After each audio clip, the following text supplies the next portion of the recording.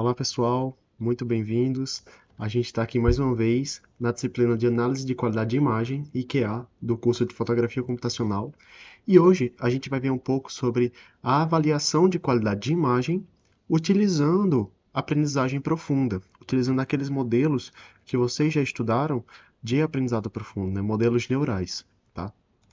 E aí, novamente, retomando, isso aqui são informações que já vimos nos módulos anteriores, só que também vamos continuar utilizando durante toda a disciplina, como já foi mencionado, e essa aula, novamente, a gente vai utilizar. Então, aqui nós temos os aspectos fundamentais de essência da imagem, né, que é a cor, a forma, a textura, a profundidade e a faixa de luminância. A gente viu cada um desses, a gente viu a importância, o quanto eles podem interferir, o quanto esses aspectos são relevantes para a análise da qualidade de imagem, tá? E no módulo 2, nós vimos sobre os atributos, que diferente dos aspectos, nós temos dois grupos de atributos, que são os atributos locais e os atributos globais. E só para recapitularmos, os atributos locais, a gente não consegue perceber os atributos locais de uma imagem, quando a gente manipula ele, a gente não consegue perceber quando a gente reduz a resolução da imagem, então quando a gente se afasta dela. Então, nesse caso aqui, a gente deixou a imagem um pouquinho menos nítida em comparação com a imagem original, tá? E aí, quando a gente reduz a imagem para um valor bem pequeno, a gente não consegue notar tanta diferença assim, quando comparado com a original, em relação a um atributo global, que foi o caso dessa imagem do meu aqui, em que a saturação da cor ela foi alterada, e assim, mesmo a imagem reduzida, mesmo você distante ou perto da imagem, você consegue perceber essa alteração, tá? Isso tratamos no módulo 2.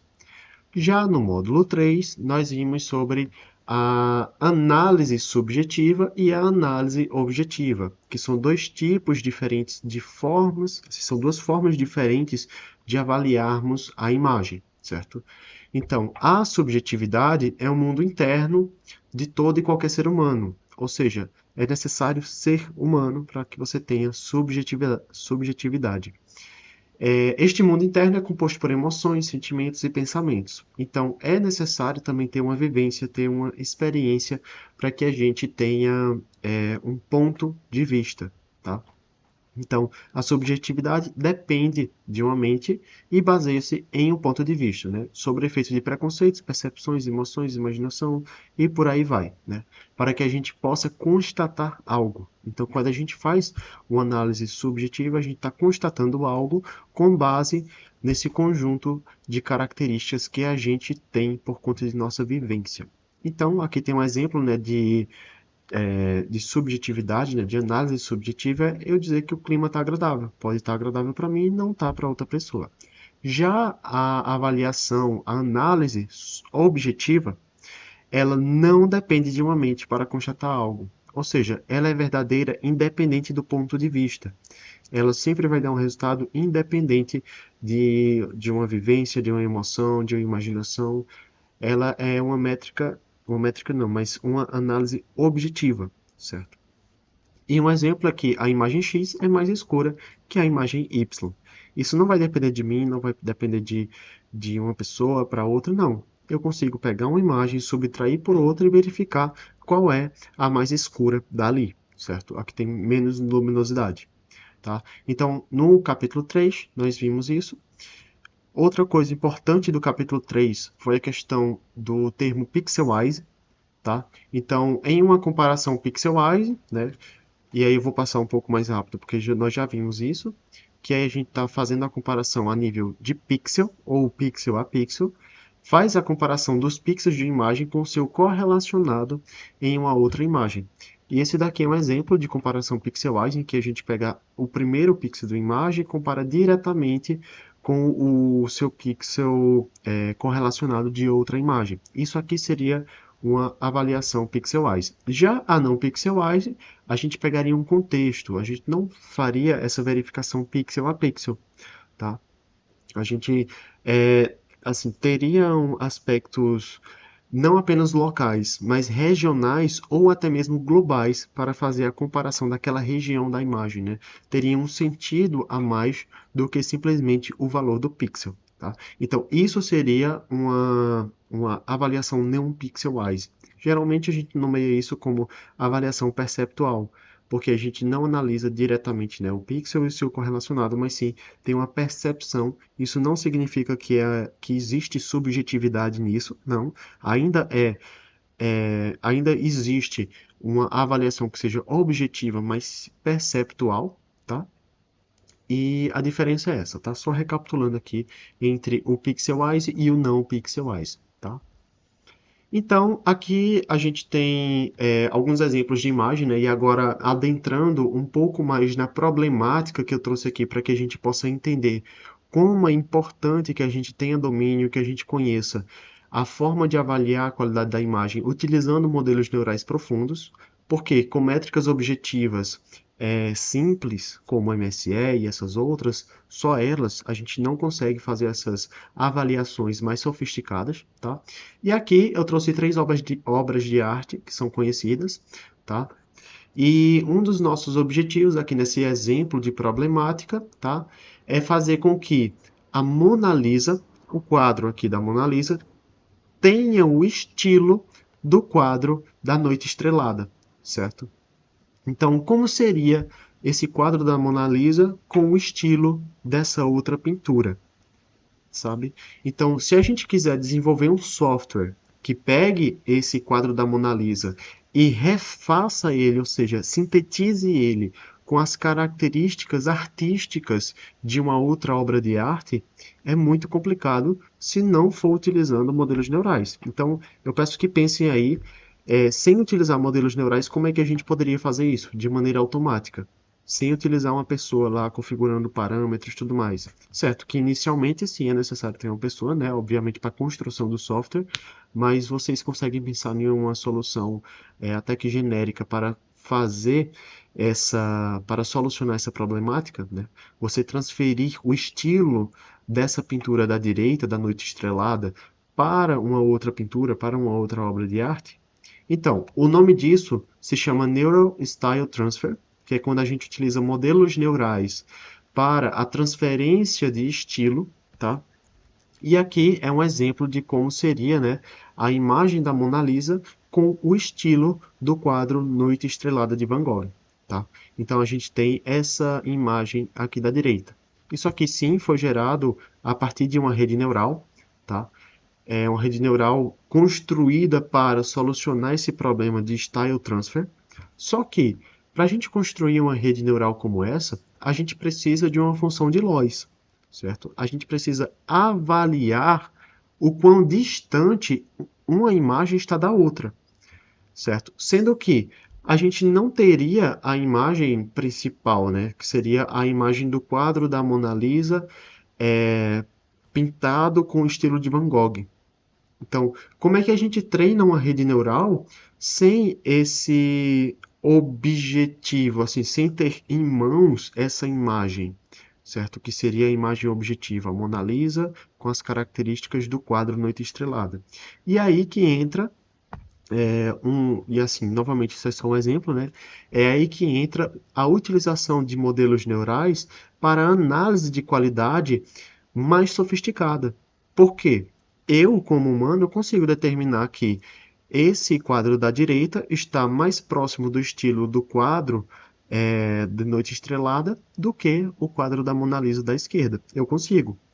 Só que métrica objetiva eu posso utilizar para determinar isso, sabe?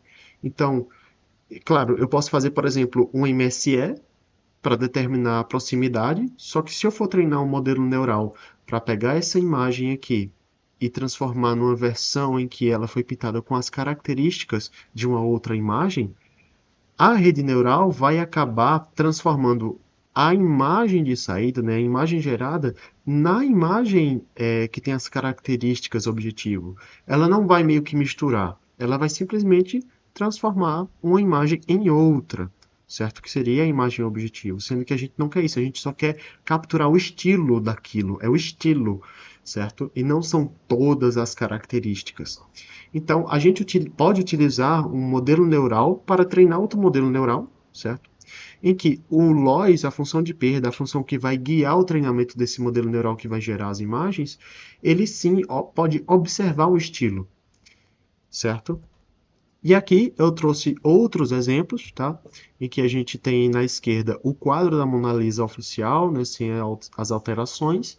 Esse daqui, esse segundo quadro, essa segunda coluna, a gente já viu, né, que é no estilo de Noite Estrelada. Esse terceiro aqui é no estilo desse quadro abaixo, a Mulher de Chapéu. E aqui na direita, no estilo desse quadro abaixo, certo? Então, para fazer isso, o uso de modelos neurais é fantástico, sabe? Para fazer uma análise de qualidade de imagem mais sofisticada, objetiva. Perceba que a gente não pode fazer uma análise pixel a pixel, certo? A gente não pode utilizar uma análise pixel a pixel como o MSE, porque senão ele vai transformar simplesmente uma imagem na outra e não vai copiar o estilo, sabe? Por isso que as métricas perceptuais são tão importantes. E aqui eu estou utilizando um exemplo de utilizar um modelo neural para guiar outro, né? Eu estou transformando um modelo neural em uma métrica para utilizar ele como loss e treinar um outro modelo neural, mas isso se aplica a vários outros casos.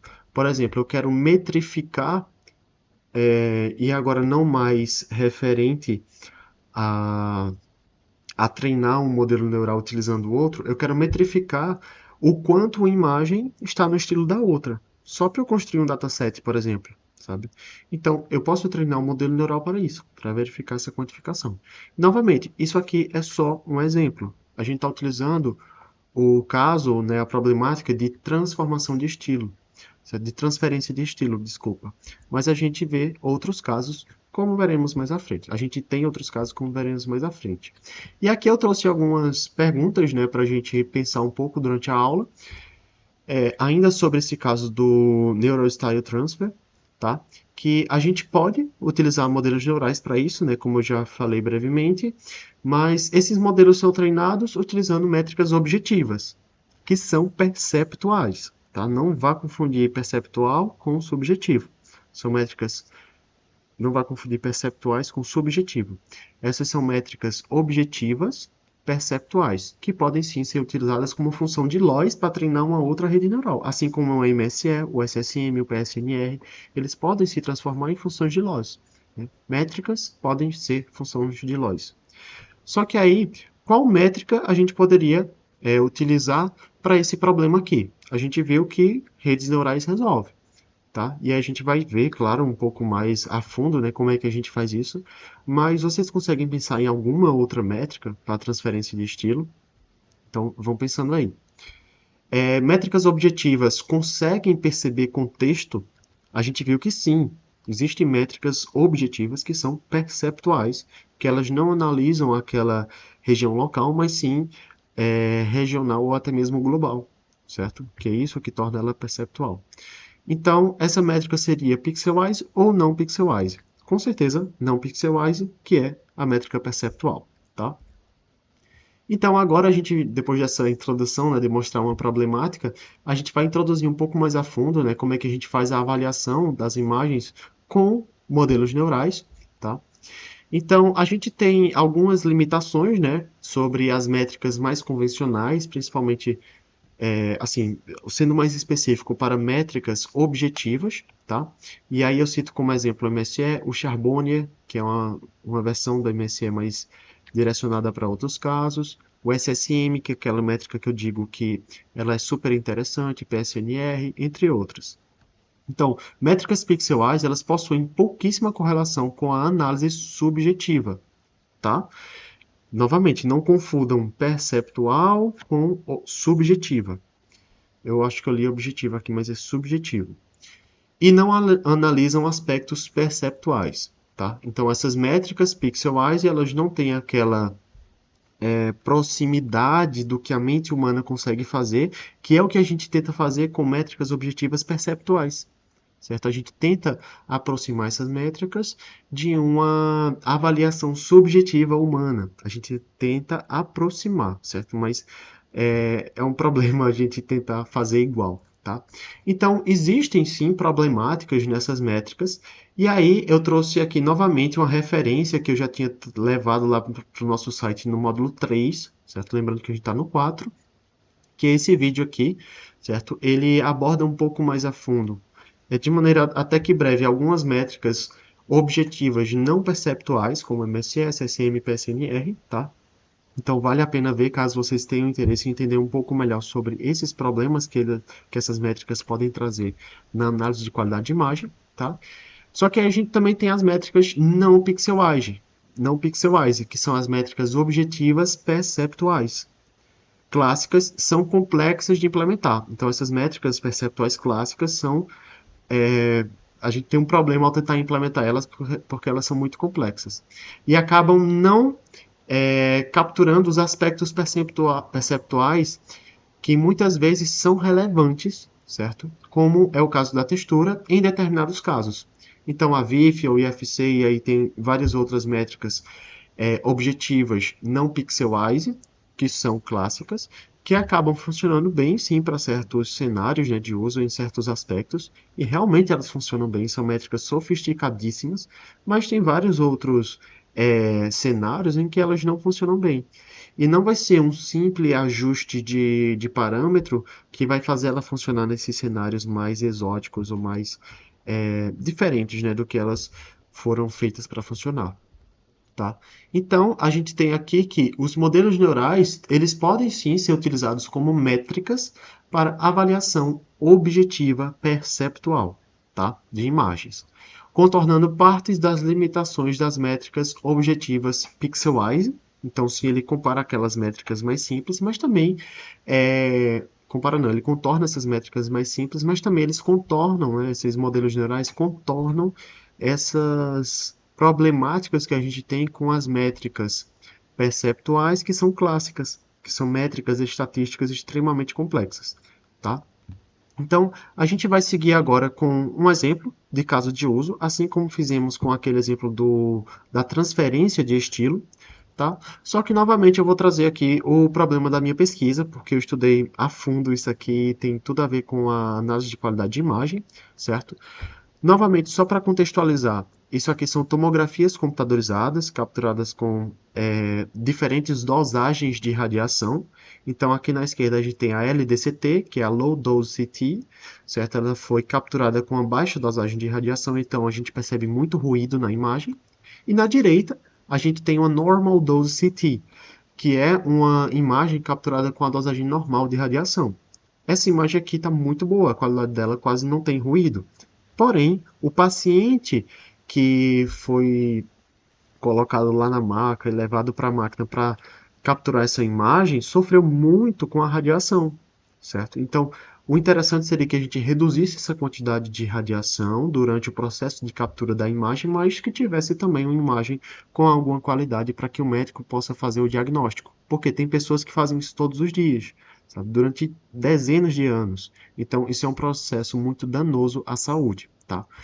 Então, aí a gente percebe que no problema, né, que eu tratei no meu mestrado, o objetivo era pegar essa imagem LDCT, sintetizar ela, né, fazer uma reconstrução dela para que ela fique próxima do que seria a versão dela capturada com a alta dosagem de radiação. E aqui eu tenho alguns resultados, tá?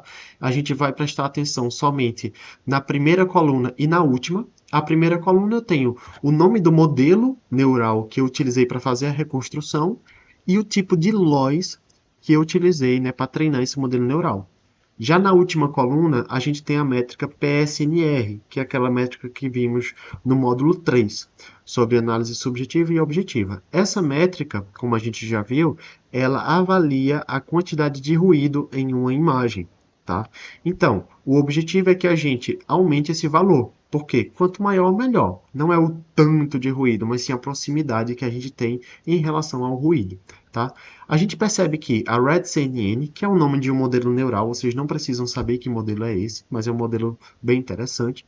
Ela treinada com loss MSF, aquele loss pixelwise, é um loss objetivo, pixelwise, ela teve um valor alto de PSNR, que foi 42. Isso é um valor muito bom. Porém, a mesma rede neural, o mesmo modelo neural, RedCNN, treinado com loss perceptual, certo? Que é um loss não pixelwise, ele teve uma métrica um pouco menor. Um pouco não, muito menor. certo? Esse 2 aqui, né, essa escala, é muito diferente. Tá? De 42 com o MSE foi para 40, quase 41, né, com o loss perceptual. Tá? Então, sim, houve uma diferença. A imagem, teoricamente, né, via PSNR, se a gente for analisar essa métrica, a imagem treinada, a imagem reconstruída com uma rede neural treinada com o MSE teve uma melhor reconstrução em número de em comparação ao ruído do que o loss perceptual. Só que aí quando a gente vai ver a imagem, né, aí na esquerda aqui a gente tem a imagem de input, que é a imagem ruidosa. A segunda coluna, a gente tem a imagem reconstruída via loss pixelwise, que nesse caso é o MSE. Depois, na terceira coluna, temos a imagem reconstruída via loss perceptual, tá? E depois a imagem objetivo. Essa daqui seria a imagem capturada com a dosagem normal de radiação.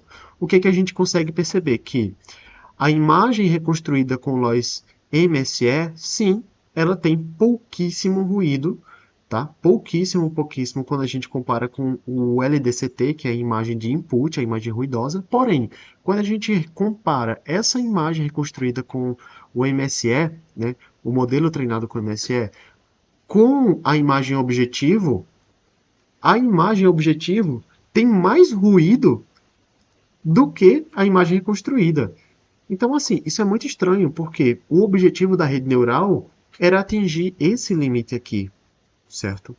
E aí eu disse que a imagem objetiva, essa NDCT tem mais ruído, só que isso aqui que a gente vê, né, esses detalhes que a gente está vendo, não são ruídos. Isso é a textura do tecido, certo?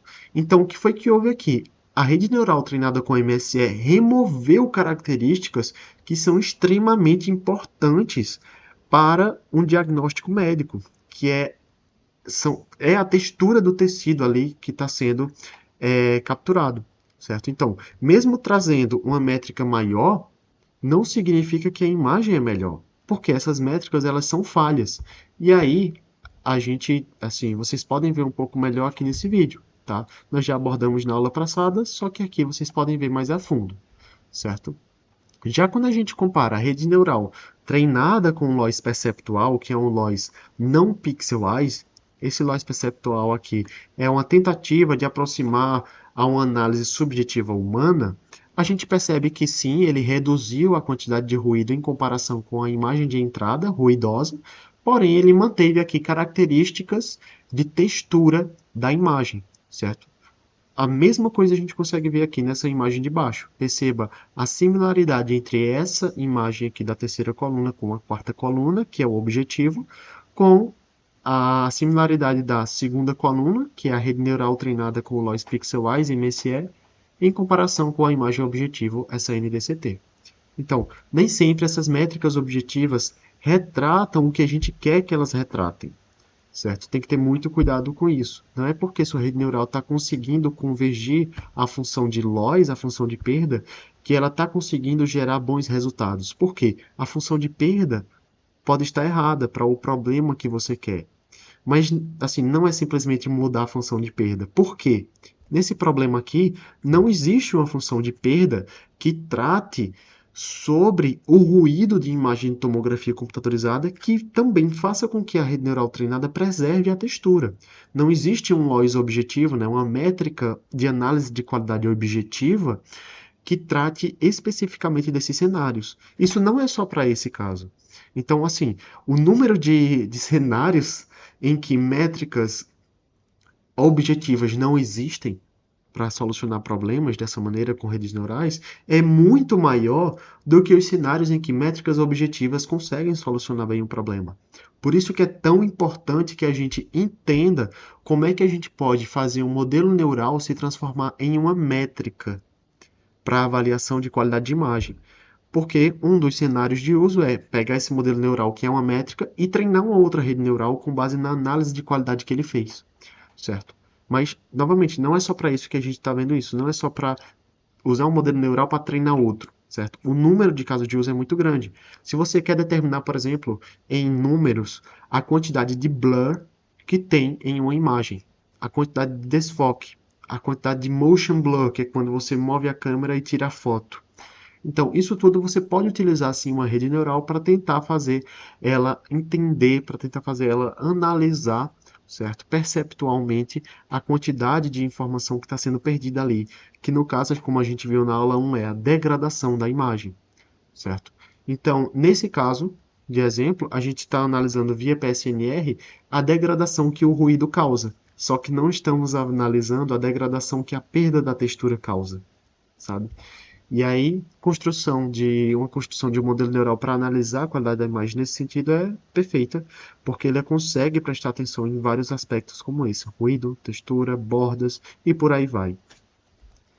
Então aqui é mais uma imagem, né? Assim, novamente o mesmo caso ali que a gente estava vendo, só que com imagens diferentes. Então, caso vocês queiram prestar atenção para notar a diferença aqui entre os dois modelos neurais, podem pausar, tá? Eu vou passar um pouco mais rápido. E aí a gente tem esse outro caso, né, que a gente já viu, então eu vou passar mais rapidamente nele, certo? Que é o caso da Mona Lisa, em que a gente precisa transferir o estilo, né, de uma pintura para outra, gerando isso daqui da direita, tá? Então, algumas observações para o caso de uso. Então, a gente tem aqui cenário onde os atributos de nitidez, textura, artefatos são extremamente relevantes. Por quê? A reconstrução, né, dessa imagem ruidosa, ela não pode colocar um tumor ali. Ela não pode fazer isso. Senão, quando o médico pegar essa imagem, vai ver que o paciente tem um tumor, só que sendo assim, algo, é um artefato, como a gente viu na aula 2 que foi posto ali. Aquele artefato não existe. Por isso que ele é um artefato, certo? Então, temos cenários que sim, a gente precisa analisar várias coisas de uma vez só. Mas também a gente tem cenário onde não existe uma métrica objetiva, pixelized, que avalie adequadamente as imagens, certo? E aí eu posso aplicar isso aqui, né, esse segundo cenário aqui também para cima. A gente não tem uma métrica pixelwise para isso, por isso que a gente analisa usando métricas de não pixelwise, perceptuais, né, em outras palavras, mas sim, eles são modelos neurais, que é um tipo de métrica perceptual. A gente tem a VIF e a FC, por exemplo, que são perceptuais, mas não utilizam modelos neurais. E aí eu vou dar uma recapitulação aqui sobre modelos neurais, redes neurais convolucionais, as CNNs. Eu entendo que vocês já pagaram a disciplina, certo? De aprendizagem profunda e fotografia computacional, então vocês já passaram por isso, tá? Mas novamente eu vou recapitular porque o que a gente vai ver aqui é muito importante que vocês tenham esse baseline. Então eu vou reviver isso em vocês para que a gente consiga entender o resto da aula, beleza? Em redes neurais convolucionais, a gente tem filtros, certo? Que são kernels, são matrizes pequenas, certo? Que a partir dessas, assim, a partir dessas matrizes, quando elas são aplicadas em imagens, a gente consegue identificar padrões e extrair características. Então, são matrizes que dinamicamente, durante o treinamento, a gente muda valores nelas e aplica a etapa de convolução, certo? Para identificar padrões e extrair características das imagens. E aí, a gente quer, no final das contas, entender aqui nessa aula o que são as features, certo? O que são esses mapas de características? O que são essas características que são extraídas a partir de filtros, ou também kernels em inglês, tá? Quanto mais internas forem as camadas da rede neural convolucional, mais refinadas devem ser as features, ou seja, mais relevantes devem ser as features que aqueles kernels estão tentando identificar, certo? E aqui eu trouxe uma imagem, né, de uma rede neural convolucional, onde a gente percebe que a partir de uma imagem, a gente aplica um filtro e consegue gerar um conjunto de mapas de características aqui, que aplicando um outro filtro, a gente consegue ter acesso aqui a um outro conjunto de mapas de características e por aí vai, sendo que cada layer desse daqui, cada camada desse daqui, a gente tem mapas de características diferentes e quanto mais profundo, ou seja, quanto mais para a direita aqui, mais refinados são essas características que a gente está conseguindo coletar a partir desses filtros. Claro que isso aqui é uma rede neural treinada. Uma rede neural que não foi treinada, certo? Não funciona desse jeito. O conteúdo desses mapas de características aqui vão ser valores aleatórios, valores altos, valores baixos, valores que a gente não tem controle, certo? Então, isso aqui, a gente considera isso aqui para redes neurais que são treinadas, beleza? Por isso que é tão importante a gente treinar bem uma rede neural, porque a gente consegue mapas de características profundos aqui com a maior qualidade, certo? E aí a gente tem aqui nessa rede neural, ela não é completamente convolucional, a gente vê aqui que depois dessa última convolução a gente passa por uma camada de full connected, ou seja, é uma rede neural completamente conectada, em que a gente aí fala de MLP, não mais de redes neurais convolucionais, certo? A gente falaria de Multilayer Perceptron, que não é o assunto da aula, vocês já devem ter visto isso, certo? Então, notem isso daqui, filtros são aplicados na imagem para identificar padrões e extrair características das imagens, tá? E aí, a importância de um codificador, tá? Em modelos neurais, né, artificiais, em redes neurais artificiais, a gente pode construir uma que seja do tipo encoder-decoder, certo? Que é essa imagem aqui da esquerda, em que a gente recebe uma imagem, a gente faz o encoder dela, ou seja, a gente comprime todos os mapas de características para ficar só aquelas características mais relevantes, e depois a gente faz o decoder dela. Ou seja, dadas aquelas características mais relevantes, a gente tenta reconstruir a imagem, certo? Então, esse gargalo aqui dessa rede neural encoder, decoder, é onde tem os mapas de características mais refinados, tá? Isso aqui tem as informações mais importantes de uma imagem para que ela seja reconstruída, que é o caso aqui desse exemplo que eu estou falando, certo? Mas nessa rede neural encoder, decoder, eu poderia estar fazendo uma outra coisa, como por exemplo, pintando uma imagem. Imagina que o input aqui, o X, é uma imagem preto e branco e eu quero transformar ela em uma imagem colorida. Eu quero que a rede neural faça a colorização dessa imagem. Então, eu posso treinar uma rede encoder, decoder, né? Ele pega os mapas de características mais importantes ali daquela imagem preto e branco e depois tenta pintar ela. A gente pode imaginar desse jeito, mas não é tão simples assim, tá? Mas também nós temos redes neurais que são apenas encoders. Então, ao invés da gente fazer a reconstrução de uma imagem, a gente pode receber uma imagem e tentar classificar ela. Então, eu quero construir uma rede neural, um AlexNet, né, que é o nome de uma arquitetura, que identifique se é cachorro ou gato. Então, ela recebe aqui a imagem de um animal, classifica aqui se é cachorro, gato, papagaio, enfim, por aí vai, certo? Então, esses modelos neurais, eles podem sim ser utilizados como métricas perceptuais, tá? E é possível construir um encoder e realizar a comparação entre os mapas de características a partir da extração de características dos dados de entrada da imagem. Se ficou um pouco confuso, a gente vai destrinchar um pouco mais. Mas, se eu quero comparar a imagem ruidosa, naquele problema de tomografia computadorizada, com a imagem não ruidosa, eu posso simplesmente fazer uma execução da imagem ruidosa aqui nessa rede neural. Eu vou ter o Z, certo? Que são os mapas de características mais importantes daquela imagem X. E aí eu coloco a outra imagem, a não ruidosa, certo? Eu salvo esse Z. Coloco aqui a outra imagem ruidosa, calculo os mapas de características delas e pego esse outro Z.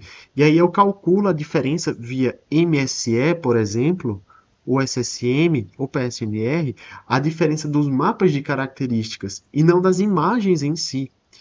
Então, mesmo utilizando uma métrica pixelwise nesse caso, isso não é uma métrica, né? Essa conjuntura total de eu comparar via MSE, por exemplo, os mapas de características, uma métrica pixelwise. Eu estou utilizando uma métrica pixelwise, só que no geral ela é uma métrica perceptual, porque eu estou pegando todo um contexto, todas as características que o humano muitas vezes não consegue identificar, certo? Então, é como se eu estivesse compactando ao máximo as duas imagens, compactando ao máximo, e aí eu comparo elas compactadas, sendo que um pixel dessa imagem compactada fala muito mais do que um pixel da imagem original. Então, isso aí seria a aplicação de um encoder para fazer a comparação entre imagens. Que mesmo utilizando a métrica como MSE, que é a Pixelwise, a conjuntura disso tudo seria uma métrica perceptual, ou seja, não pixelwise. Beleza? Aqui eu trouxe a VGG, certo? É uma rede neural mundialmente conhecida, certo? Extremamente conhecida. Era do trabalho Very Deep Convolutional Networks for Large Scale Image Recognition, certo? O VGG, e aí é uma curiosidade, ele vem do nome do grupo que fez e não do título do trabalho, certo? A gente até vê aqui um V, tem um G por aqui, tem um G por aqui, mas não é isso, porque ela foi feita a partir, né, do grupo Visual Geometry Group, certo? E daí que vem o nome. Essa é uma curiosidade, talvez, enfim. Essa daqui é o modelo, certo? A gente tem dois tipos muito conhecidos de VGG, que é a VGG 16 e a VGG 19. Existem outros tipos, só que a gente quase não ouve falar. Existe, por exemplo, a VGG 11, mas, enfim, vamos usar a 16 e a 19, certo? E a gente percebe que isso aqui é um modelo de encoder. Não é um modelo de encoder-decoder. Por quê? Ele só está reduzindo, certo? A resolução aqui dos dados de entrada, que é uma imagem 224 por 224 por 3. E ela resulta em um dado 1 por 1, ou seja, é um bloco só, certo? Só que com 1000 elementos assim, com 1000 possibilidades de valores, certo? Então, é um modelo de encoder. Aí a gente consegue separar aqui por etapas a arquitetura desse modelo. Nós teríamos aqui os blocos convolucionais, e aí a gente nomeia como blocos porque são conjuntos de kernels, não é um único kernel. Não são vários kernels uma vez, não. São vários kernels algumas vezes, só que esses algumas vezes são kernels diferentes, certo? São blocos convolucionais. Tá? E a gente tem aqui esse primeiro, depois passa por essa parte vermelha aqui, que é uma operação de pooling, certo? Então a gente está reduzindo a dimensão não, a resolução daqueles canais que os kernels geraram, depois passa por outro bloco de convolução, passa por um pooling, outro bloco de convolução, passa por um pooling, outro bloco de convolução e por aí vai, até que a gente chega aqui, né, quase que assim, no gargalo dessa rede, na Fully Connected, que é uma rede MLP, é uma rede completamente conectada, certo? E por final temos aqui o output. Enfim, estou assim, tentando detalhar um pouco mais, porque a gente vai precisar disso, para entender como é que a gente faz essa avaliação não pixelwise, né, utilizando modelos neurais, essa métrica perceptual, tá? E aí, por exemplo, eu posso pegar o output do bloco 5, ou seja, tenho aqui um bloco convolucional, 2, 3, 4, 5, certo? Convolução 3, porque 1, 2, 3.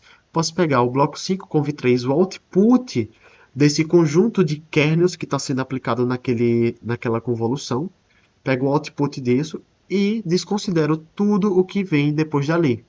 Então, a saída da minha rede não vai ser mais 1000 classes, 1000 valores, certo? Ela vai ser aqui um vetor de 14 por 14 por 512, ou seja, um monte de coisa, certo?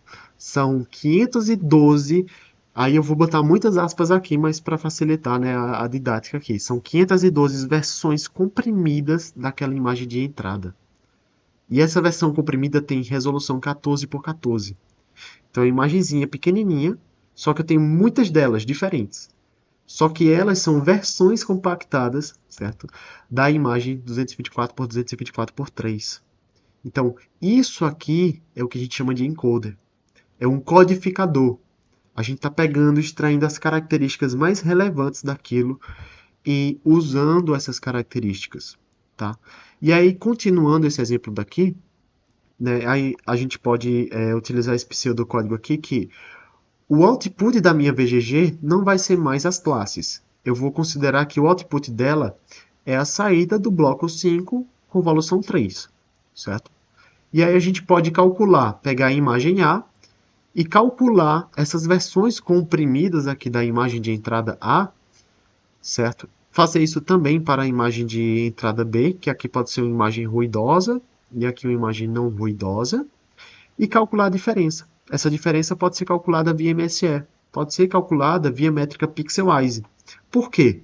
Os pixels dessas imagens comprimidas não são valores que foram gerados utilizando uma percepção local, entendeu? Aquele valor de pixel tem uma representação muito maior do que um pixel da imagem, certo? E aí esses pixels da saída desse bloco de convolução aqui a gente chama de voxel, certo? Mas enfim, eu acho que a gente não precisa agregar isso à nossa aula para não deixar mais complexo, certo? Então, isso aqui seria a execução, né? Seria a extração de características de um modelo de encoder e aqui a utilização desse extrator de características, que aqui seria o nosso VGG Output, para que a gente possa comparar imagens de maneira não pixelwise, mesmo usando a métrica pixelwise no final das contas, certo? A gente está fazendo uma comparação perceptual com mapas de características e não com as imagens em si. Então, repetindo para ficar muito claro, pelo amor de Deus, certo? Pause aí, releia, leia os comentários aqui que eu escrevi para ficar entendido isso, tá? E aí, novamente aqui eu apareci com a Mona Lisa, certo? Espero que não tenha tomado um susto. Isso aqui é um exemplo do que seria um kernel, certo? Isso aqui não é um kernel, mas é o resultado da aplicação de um kernel, de uma rede neural. Então a gente tem aqui a imagem da Mona Lisa original e o Google ele fez um projeto chamado Deep Dream, que ele treinou uma rede neural, certo? Não estou bem lembrado se foi a VGG, essa daqui que a gente está vendo. Essa daqui é a VGG 16, porque se vocês contarem aqui, existem 16 camadas, certo? Se vocês contarem o bloco convolucional com o pooling, fully connected e output.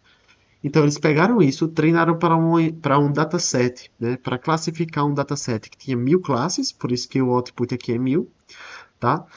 E tinha imagem de gato, cachorro, de papagaio, de mesa, de carro, de bicicleta, de avião, de céu, de árvore, de tudo. Tinha imagem, tudo não, né? Porque eram 1000 classes, mas tinha assim, era um dataset muito diversificado. Treinaram isso para o modelo neural determinar o que era que tinha naquela imagem, tá? Então, eles pegaram aqui um kernel inicial dessa rede, o kernel mesmo, e passaram ele na imagem, certo? Perceba que após a aplicação desses kernels, desses primeiros kernels aqui, a minha imagem não muda de resolução, porque eu só estou aplicando os kernels com um padding na imagem, certo? Então eu mantenho a resolução. Eu teria aqui 64 versões diferentes daquela minha imagem primária, certo? E aí eles tiveram essa curiosidade, rapaz, o que será que tem aqui, visivelmente falando? Se eu aplicar esses kernels de um modelo já treinado, o que será que tem? Pegaram lá, botaram a foto da Mona Lisa, saiu essa aberração aqui. É estranho, muito estranho, e por isso que eles nomearam como Deep Dream, seria um sono profundo, certo? Seria assim uma viagem, tá? E aqui a gente percebe uma coisa muito interessante. E agora a gente fala um pouco sobre Explainable AI, que seria a inteligência artificial de maneira explicada, que a gente percebe características de cachorro. Aqui tem dois olhos e um focinho, aqui tem dois olhos e um focinho. Em qualquer canto da imagem que a gente observar, sempre a gente vai ver aspectos de cachorro. Por que será que isso acontece? Porque naquele dataset que eles treinaram o modelo, a maioria das amostras era de cachorro. Certo? Então, se tinha lá 1 milhão de imagens diferentes, boa parte dessas imagens era de cachorro. Então, os kernels aqui conseguiram, o treinamento conseguiu desenvolver bem esses kernels para que ela identificasse muito bem cachorros. Por quê? Ela foi treinada com muito mais imagens de cachorro, certo? Aqui eu tenho outra imagem, né? Outras duas imagens de exemplo do Google Deep Dream, certo? Perceba essa imagem do cavalo aqui. Tem um cachorro aqui, tem um cachorro aqui, tem um cachorro aqui. Por quê? Isso aí são os filtros da rede neural tentando extrair características, certo? Aqui também, ó, seria a imagem de um lago. E aí, aqui vocês conseguem ver um pouquinho melhor. Não vou me aprofundar nisso, porque a aula não é sobre isso. Só trouxe aqui uma curiosidade para vocês entenderem o potencial de um kernel, para vocês entenderem como um kernel funciona, que não é uma coisa alienígena. Vocês podem fazer isso aqui numa rede neural de vocês, que vocês têm treinada, para tentar entender o que está acontecendo ali, depois daqueles kernels treinados, certo? Então, leiam sobre o Google Deep Dream. Assim, é bem interessante. Essa imagem aqui, para mim, parece que ela tem um relevo, sabe? É um negócio muito interessante, essa imagem da direita. Se a gente for olhar o GitHub deles, o último commit foi há 9 anos atrás. A gente está em 2024 aqui, não sei quando vocês estão vendo essa aula, então façam as contas aí. Rapaz, o pessoal estava muito à frente há 9 anos atrás, já estava vendo essas loucuras aqui. E aqui a gente tem um álbum de imagens, certo? Eu vou abrir aqui rapidamente, acho que vocês vão estar vendo aí com é meio cortado, né, aqui nas bordas, espero que não. Mas tem muita imagem louca aqui. Ó, perceba esse daqui, essa imagem de O Grito. A gente vê olhos, olha esse cachorro aqui, é muito parecido. Tem muita imagem louca, por exemplo, tem imagem aqui da árvore, essa imagem é bonita, né? Seria a versão original da imagem. Só que se eu voltar aqui e subir, a gente tem as versões corrompidas dessas imagens, corrompidas pelos kernels, certo? A gente vê cachorro em todo lugar aqui. Carro, olha o tanto de carro. Perceba o tanto de carro. Eu vou voltar na imagem original para vocês contarem quantos carros tem. Interessante, né? Poxa, é muito massa isso. Mas enfim, voltando para a aula. Bora voltar aqui, se concentra. É, A gente agora vai falar um pouco sobre a especialização, né, de encoders para um problema específico. Como a gente viu aqui, certo? A gente pode utilizar uma VGG treinada em um dataset muito diversificado, como é o caso do ImageNet, que eu sei que vocês viram esse dataset lá na imagem não, desculpa, lá nas aulas de Deep Learning, se não me engano, certo? Que é um dataset muito variado. Só que, se a gente pegar uma imagem de tomografia computadorizada e tentar fazer essa rede extrair as características, né, uma rede treinada em um dataset tão diversificado, as características extraídas não vão ser tão compatíveis com o que a gente quer capturar. Então, se essa rede aqui ela fosse especializada não mais em determinar se é cachorro, gato, enfim, mas sim em determinar se é ruidosa ou não, certo? Determinar que parte do corpo aquela tomografia foi capturada.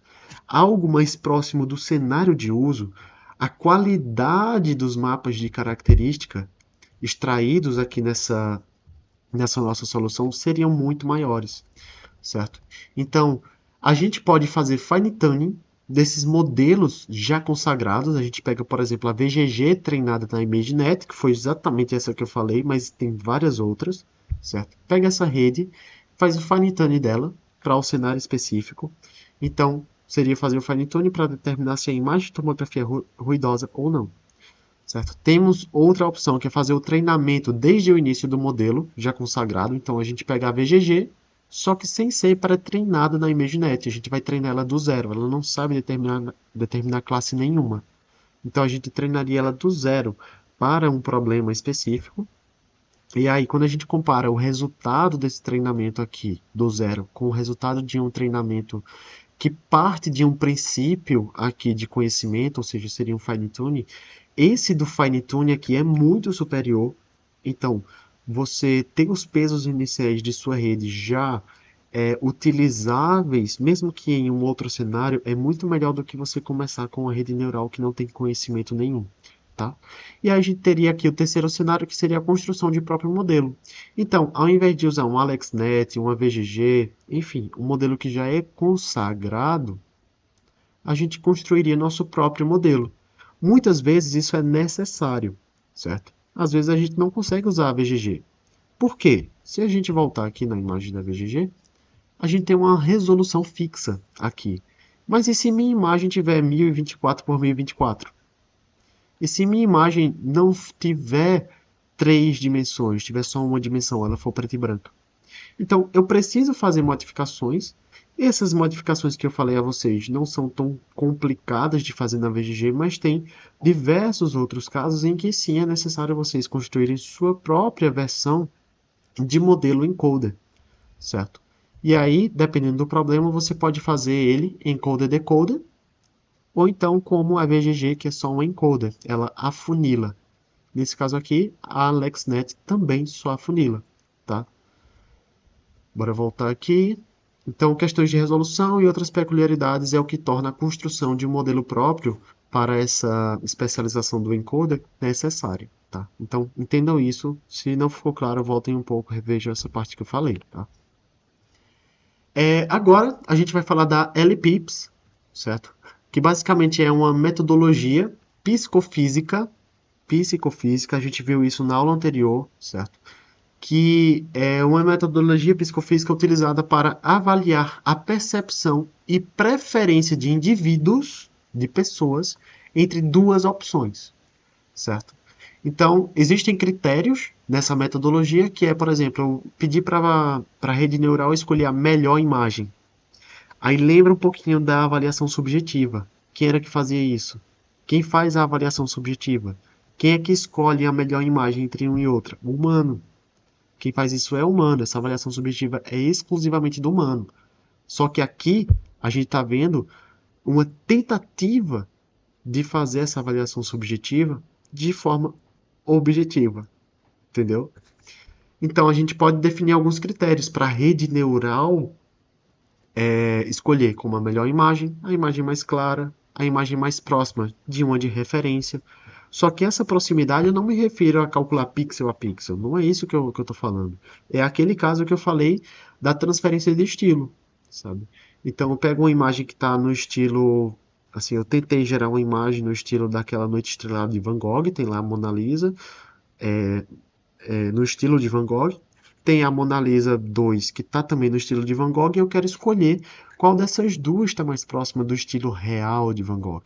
Então, ao invés de ter uma pessoa fazendo análise subjetiva, eu posso ter uma rede neural, posso treinar uma rede neural para isso. Entendam o potencial que isso tem.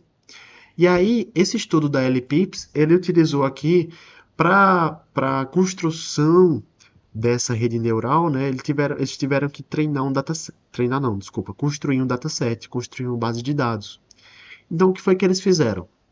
Pegaram um monte de gente, e pegaram uma imagem, fizeram duas modificações. Pegaram uma imagem aqui no meio, fizeram duas modificações. E pediram para as pessoas avaliarem quais elas mais gostaram dentre essas duas modificações.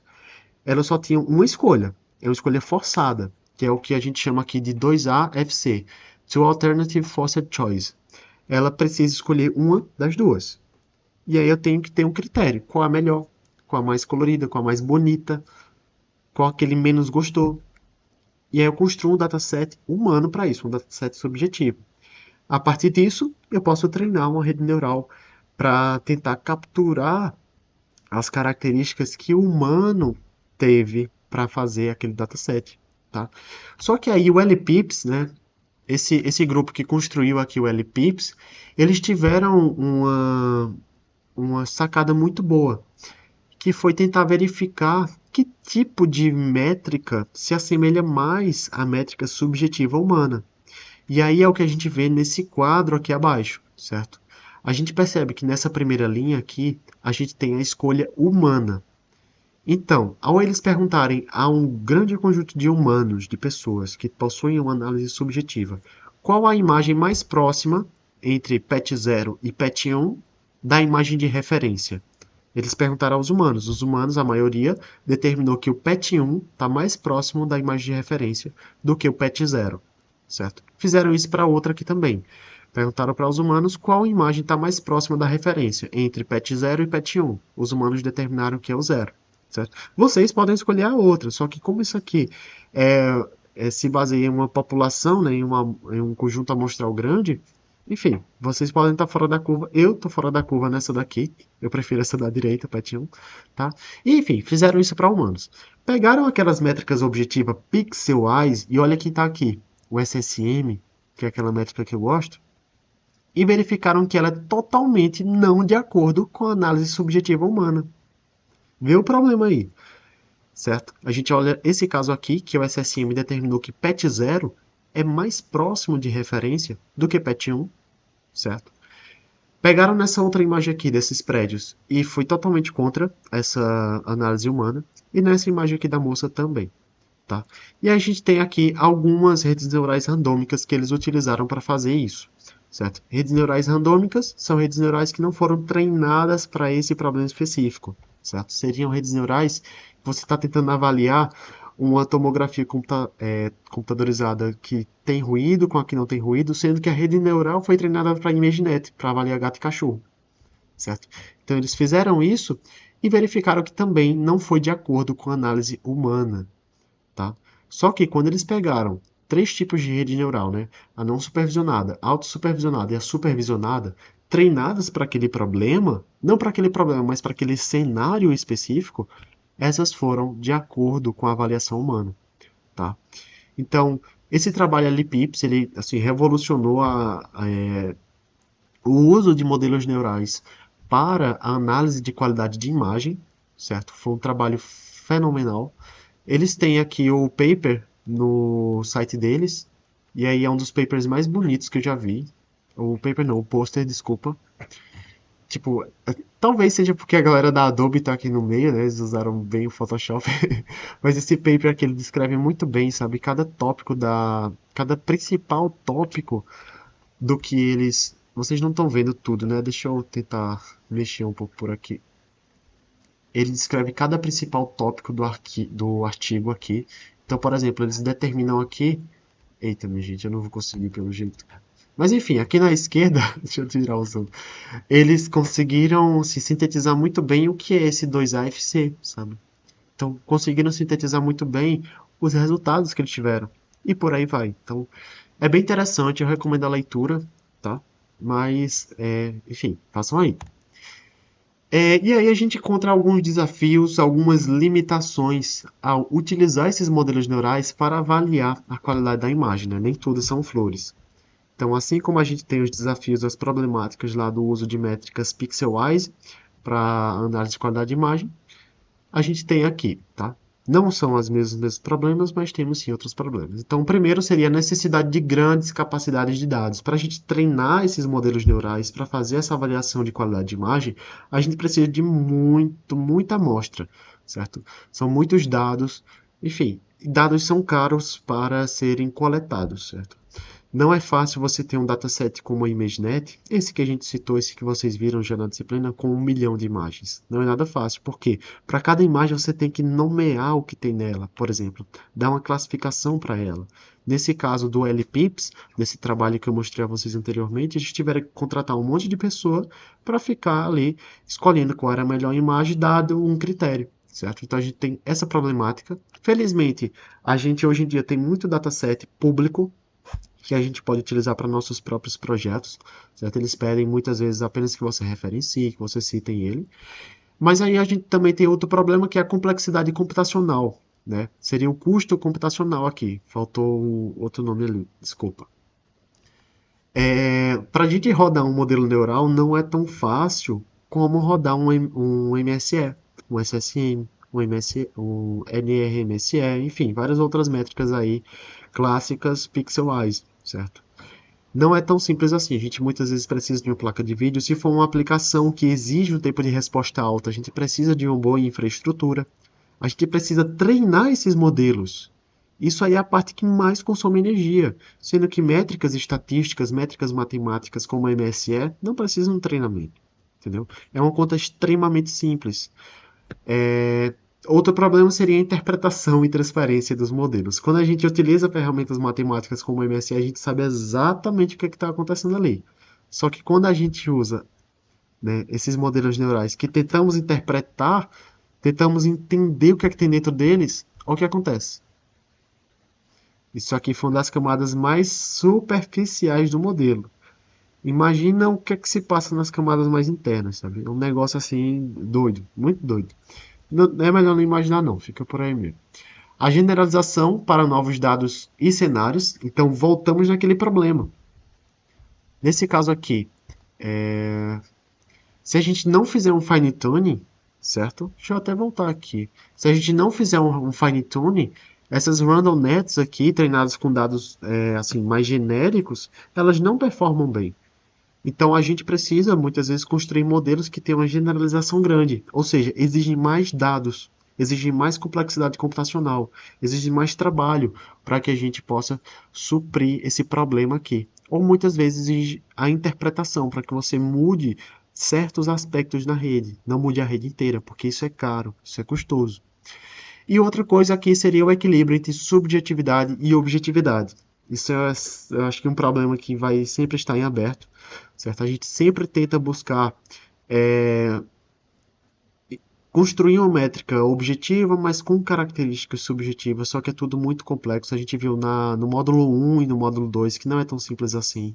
São muitos atributos, são muitos aspectos da imagem que são extremamente relevantes para que a gente tenha ali características que o sistema visual humano, né, que é os olhos, o cérebro e por aí vai, aquele cenário que a gente está vendo naquela imagem, consiga é, ser expressada em uma métrica objetiva.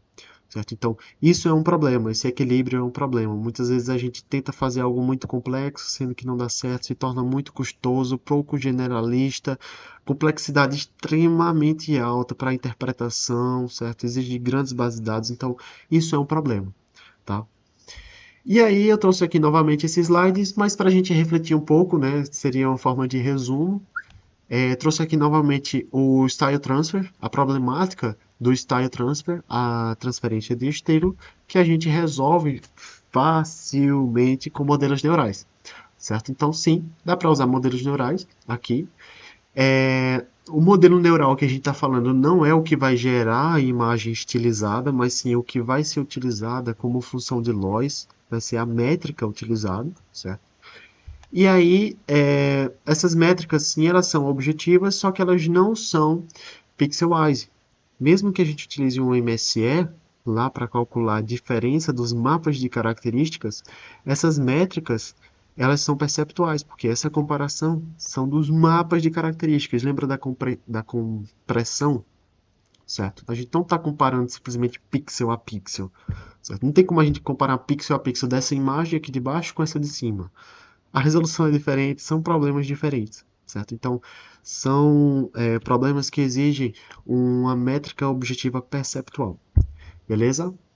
Então, essa foi a aula de hoje. A gente navegou aí um pouco, viu algumas curiosidades, vimos algumas doidices também. Esse Google Deep Dream é sempre muito curioso, eu recomendo que dê uma olhada, é interessante. Essa nossa área é muito interessante. E dá para praticar também, treine uma rede neural, aí você já tem capacidade para isso. Eu treino uma rede neural para identificar gato e cachorro, em que a primeira camada não reduz a resolução. Depois que tem a rede treinada, pega uma imagem de um carro e passa nesses primeiros filtros para ver o que é que sai. Então dá para brincar, dá para explorar bastante, certo? Pratiquem. Tentem entender, eu vou colocar as referências lá no site, leiam, explorem, certo? Sejam bem autodidatas, beleza? Espero que tenham gostado da aula e a gente se vê muito em breve. Tchau, tchau.